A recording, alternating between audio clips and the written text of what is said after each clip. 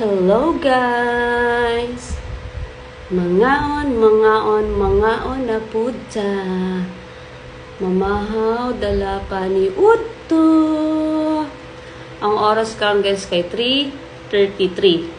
Karon pa jud ko mukaon. Ang akong kaunon, ang itlog, tapos kanon nga salin sa akong anak. Nya nagulay. Minekos na gulay. Guys, alas 12 na minakamata. Kaya ang akong anak, alauna na natulog. Tapos nagluto pa ko.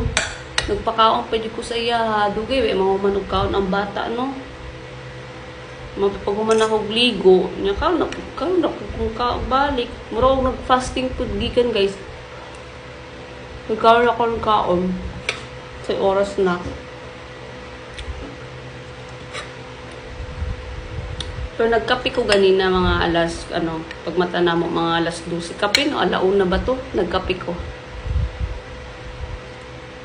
Pag nakakape naman ko guys, kanang, bati ko ni gutom. Hapon na karon, alas 4 na ganin o 3:34. Siyang hapon na, kapag ako mag-ibati gutom, basta nakakape. Pero mukha lang gihapon ko kay lahi din na isgod pag-imutian eh. Hindi kape lang. Lami akong gulay guys.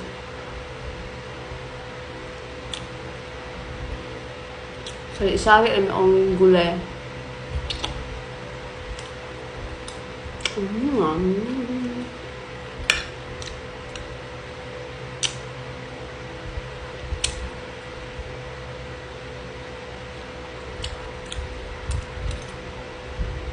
Yan, mangaon.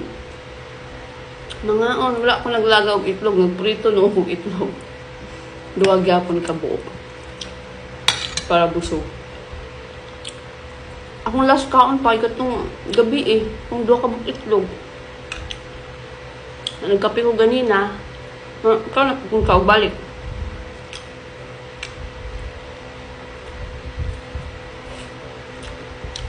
Mangaon sa mga